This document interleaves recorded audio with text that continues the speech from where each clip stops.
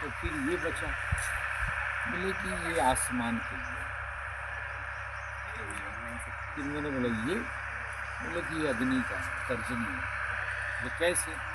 लेकिन तुमने गाँव में सुना होगा कि उसमें तुलसीदास ने भी लिखा है कि यहाँ तुम्हारे बतिया अजय तर्जनी देख मर जाए।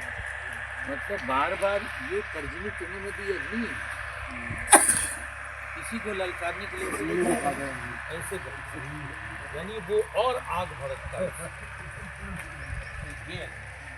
और किसी को पावर देना होता है, बोलना होता है कि घबराओ मत,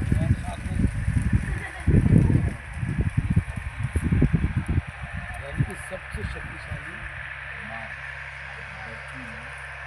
जन्म देने वाली, पालने वाली माँ, गौ माँ, गंगा माँ, ये जितनी शक्तियाँ हैं सब स्त्रियों के लिए। यानी कि जो शक्ति है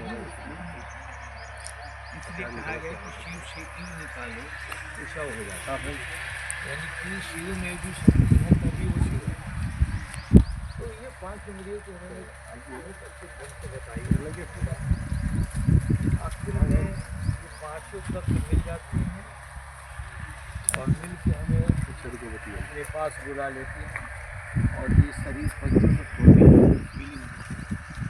यानी ये 5 से आपने देखा बोलते हैं ना कि आपके अंदर पानी की कमी है तो पानी के लिए देते हैं, तो बोलते ठंडा चीज खाओ। बोले कि आपको वायु का प्रॉब्लम हो गया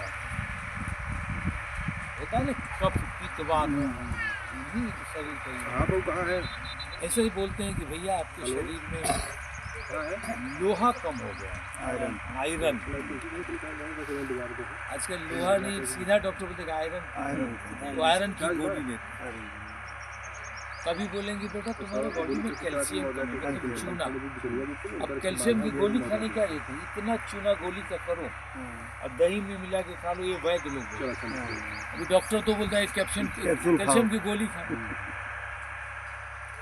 अब देखो कितनी बड़ी शोध हुई है कि पुदीना, धनिया, कड़ी पत्ता, अदरक और हल्दी ये कैंसर का इलाज है। इसमें नींबू का रस डाल दो, शहद डाल दो, बस हो गया अमृत। आपको याद है ना कि जब पूरी दुनिया त्राही